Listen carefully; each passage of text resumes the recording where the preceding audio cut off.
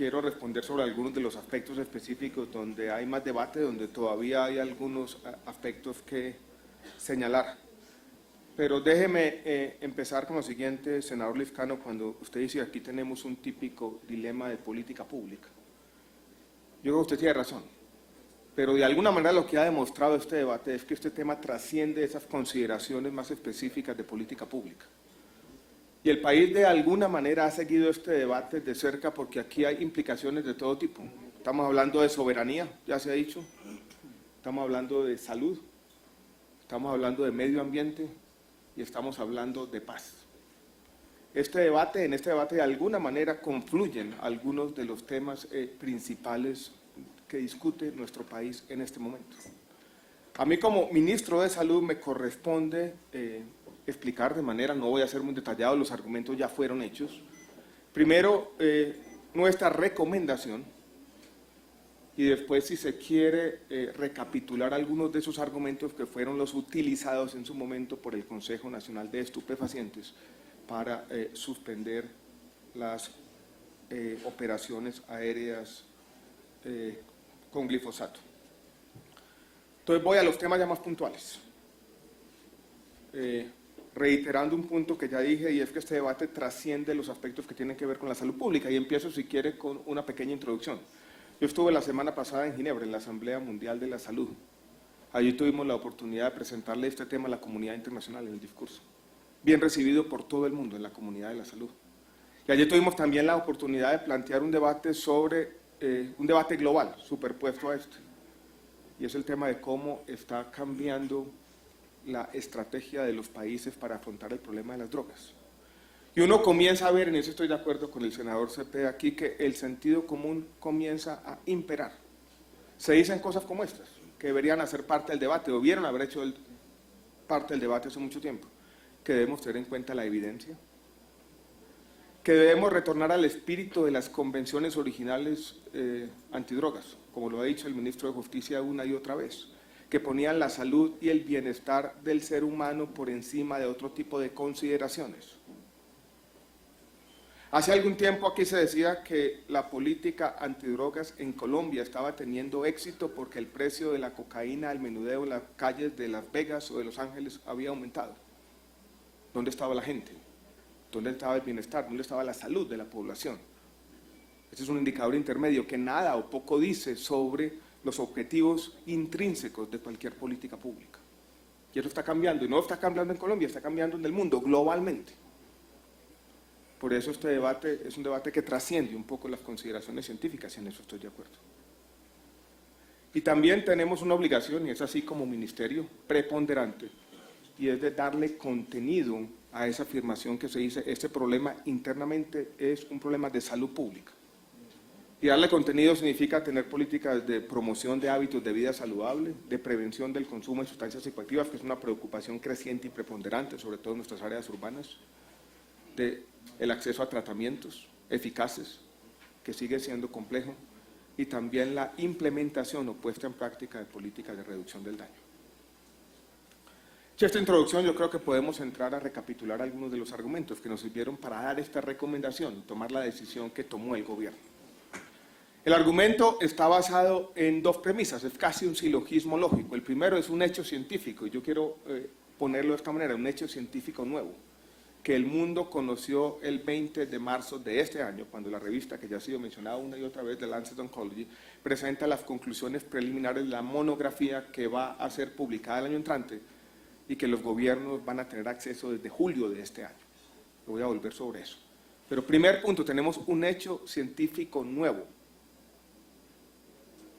Aquí tengo un listado y lo puedo dejar aquí para conocimiento de los congresistas de los 403 artículos que se revisaron por la Agencia Internacional para la Investigación del Cáncer. Cuando se dice que esto carece de evidencia científica, se está mintiendo. Que hay 403 artículos nuevos revisados por la Agencia Internacional para la Investigación del Cáncer. Y lo otro es una realidad institucional que se suma al hecho científico nuevo. La realidad institucional, lo voy a decir ahora, tiene que ver no solamente con el auto 73 de la Corte Constitucional, que se hace en el contexto del seguimiento de la sentencia T025, que es la sentencia de desplazados, sino también la ley estatutaria en salud y la jurisprudencia repetida de la Corte Constitucional, y podemos incluso ir hasta el artículo 49 y al 78 y el 79 de nuestra Constitución.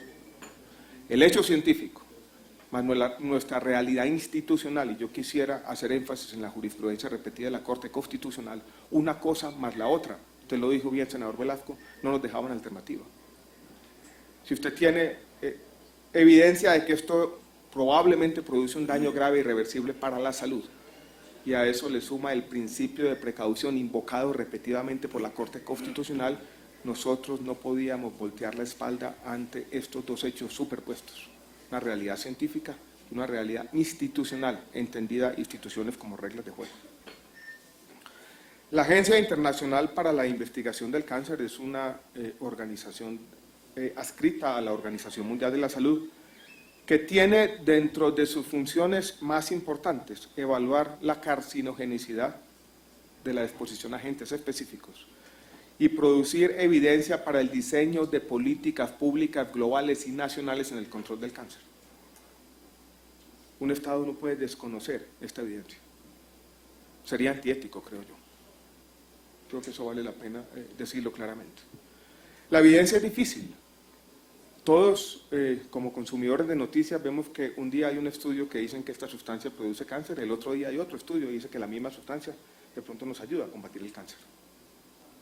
Por eso lo que importa en la ciencia no es un estudio particular, un estudio específico, un estudio aislado, el último estudio de esta universidad. Lo que importa, yo lo diría de esta manera, es la totalidad de la evidencia. Y no es difícil leer la totalidad de la evidencia.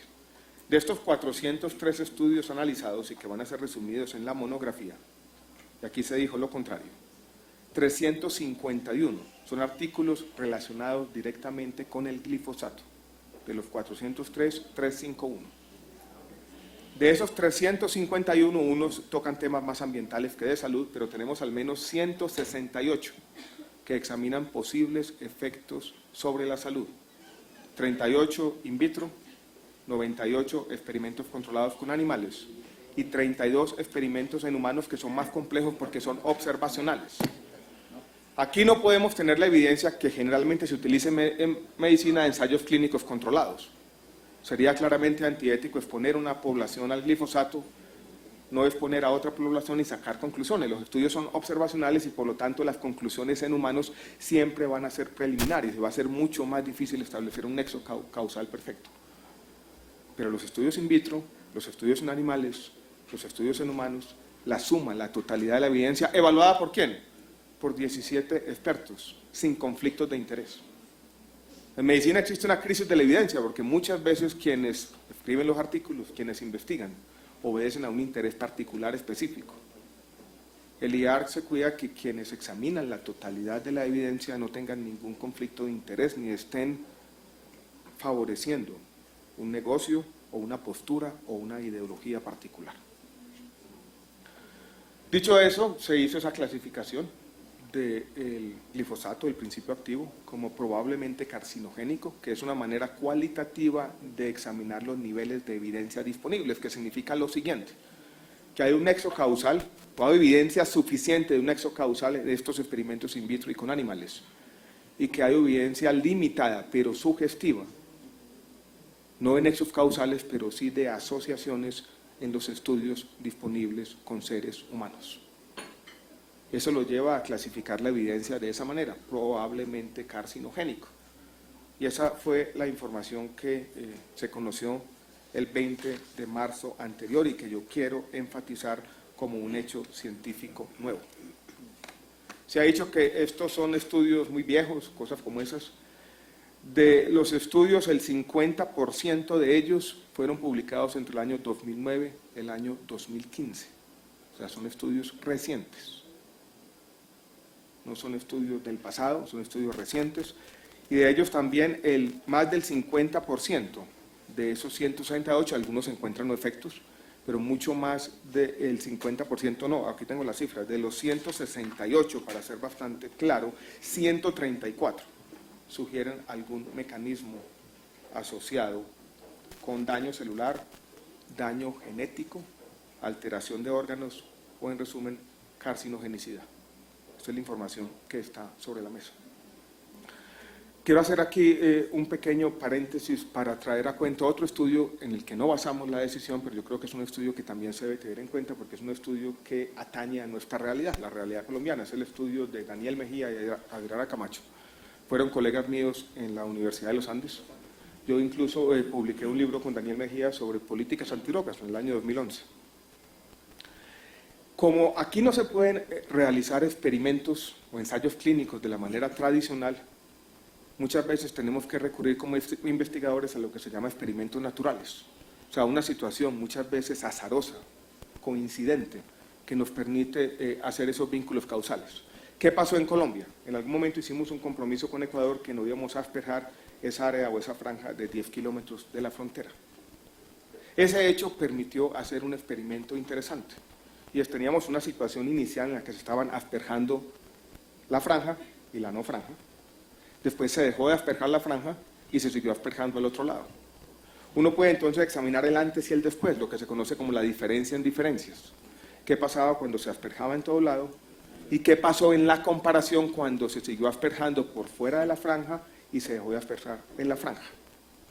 Es ese hecho, ese experimento natural, esa diferenciación donde uno asperja en un lado y no asperja en el otro, lo que permite en este estudio por lo menos darnos algún indicio de nexos causales. Y lo que sugiere ese estudio es que hay efectos no sobre cáncer que tomarían mucho tiempo para determinarlos, 10, 15, 20 años, bien lo dijo el senador Chamorro, pero sí algún tipo de efectos sobre enfermedades dermatológicas, enfermedades respiratorias y abortos espontáneos, que es un poco, representante Guerra, lo que usted ha visto hablando con la comunidad. Y esa evidencia también está sobre la mesa y yo creo que tampoco podemos descartarla de buenas a primeras. Es un único estudio. Yo creo que habría sido, si se quiere, aventurado basar una decisión en ese único estudio, pero es el estudio que atañe más directamente nuestra realidad y yo creo que lo tenemos que tener en cuenta y tiene que hacer parte de estos debates públicos importantes. Entonces, esto no se trata de bañarse con glifosato. Esto se trata de examinar la totalidad de la evidencia, tener la evidencia científica sobre la mesa y actuar responsablemente. Yo creo que ese es un primer punto. Tenemos un hecho científico nuevo. Si quiere, aquí quedan los 403 artículos publicados todos en revistas especializadas con evaluación de pares y demás. Tenemos de otro lado, aunado a este hecho científico nuevo, una realidad institucional, la forma como la sociedad colombiana, como toda sociedad moderna, sofisticada, comienza a manejar el riesgo. Y el manejo del riesgo en las sociedades es complejo. Yo creo que no se ha dicho aquí de esta manera, pero nosotros no podemos invocar el principio de precaución en todos los casos. Como Ministerio de Salud no podríamos hacerlo. Yo no puedo decir mañana que yo voy a invocar el principio de precaución porque hay 5.500 muertes en accidentes de tráfico todos los años. Entonces prohíbo la circulación de motocicletas, autobuses, buses particulares y privados. O no puedo simplemente porque está demostrado que el cigarrillo produce cáncer, prohibirlo. ¿Qué es lo que hacen las sociedades modernas en esos casos? Tienen políticas regulatorias. Nosotros en el Ministerio examinamos, por ejemplo, la publicidad en el caso de cigarrillos. Y allá no sale una cajetilla sin que haya sido mirada al derecho y al revés para que no induzcan a nuestros jóvenes, sobre todo los más vulnerables, a fumar. Y el país ha decidido por ejemplo, prohibir el consumo de tabaco, de cigarrillo en espacios privados. Y este Congreso, de manera afortunada y oportuna, si se quiere, prohibió también, o fue mucho más, prohibió no, estableció penas más fuertes para los conductores ebrios o embriagados, tratando de controlar el riesgo. ¿Cuándo se hace uso del principio de precaución y cuándo no? Yo creo que es una pregunta relevante en todas las sociedades modernas. ¿Qué tenemos que tener en cuenta?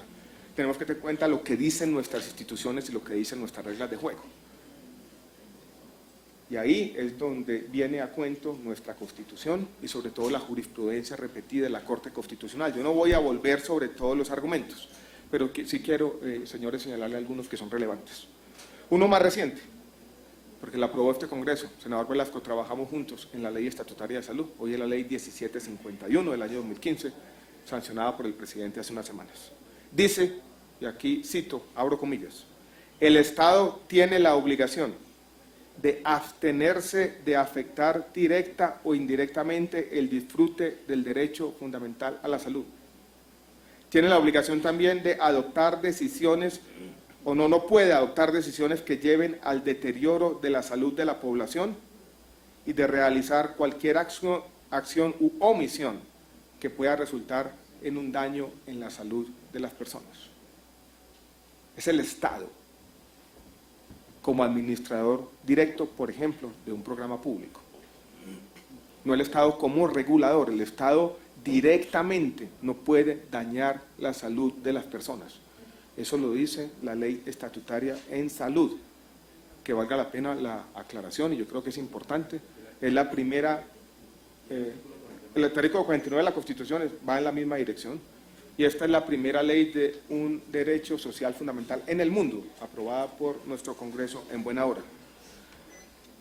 La Corte lo ha dicho muchas veces, en diferentes espacios, sentencia T-299 del año 2008, la T-1077 del año 2012, y lo reiteró en el auto 073 de 2014, que ya ha sido traído, vayan a ver ese cuento y yo no lo voy a leer de nuevo.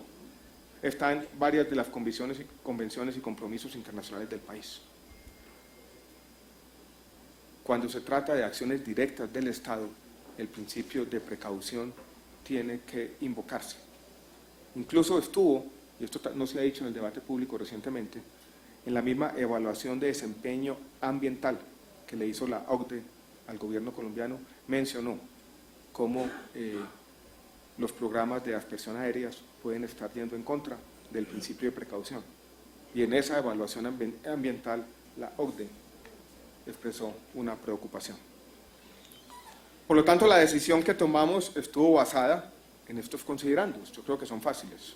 Un nuevo hecho científico, la obligación del Ministerio de Salud de proteger la salud pública, la existencia de indicios graves en ese hecho científico, pero son graves e irreversibles, la potencial generación de un riesgo asociado directamente a una actividad estatal y el principio de precaución, que hace parte de nuestra jurisprudencia repetida, nos llevaron a hacer esa recomendación y creo que llevaron en su momento al Consejo Nacional de Estupefacientes a tomar la decisión que tomó. Quiero terminar con lo siguiente, y yo creo que esto es importante, porque yo creo que es un debate, y lo mencionó el senador Galán, senadora Holguín también lo menciona. ¿Por qué no se prohíbe entonces el uso de glifosato en actividades o en los cultivos lícitos? El senador Iragorri, el ministro Iragorri, va a hacer referencia a eso, pero yo quiero mencionar 5 puntos. 5 puntos que muestran la diferencia entre una cosa y la otra. Primero, ya fueron mencionados por el senador Galán. Las concentraciones son distintas, 2 o 3 veces mayores, y la posibilidad de controlar el impacto es mucho menor en este caso que en el caso de los cultivos lícitos. Esos son hechos objetivos, fácticos. Mayores concentraciones, imposibilidad, en este caso, de controlar el impacto. Parte por la altura a la que se hacen las aspersiones. Pero también tenemos que tener en cuenta que aquí no estamos hablando de efectos voluntarios de la gente. A la hora de aplicar el principio de precaución, cuando el Estado tiene la camiseta de regulador, no de administración directa de un programa, tiene que tener en cuenta que hay valores que a veces se chocan en la sociedad. Uno es la salud, el otro es la libertad. Por lo tanto, uno no puede restringir como regulador el uso de sustancias peligrosas en todos los ámbitos. Una cosa es distinta cuando el Estado está haciendo una aplicación directa, y aquí estamos hablando de una población vulnerable que no tiene capacidad de decidir sobre el riesgo al que está siendo expuesta. Yo creo que eso también es importante. Aquí no hay una decisión, esto no es un acto volitivo de que yo fumo o consumo licor. Es una población vulnerable que no tiene esa capacidad de decidir si se va a exponer o no a ese riesgo.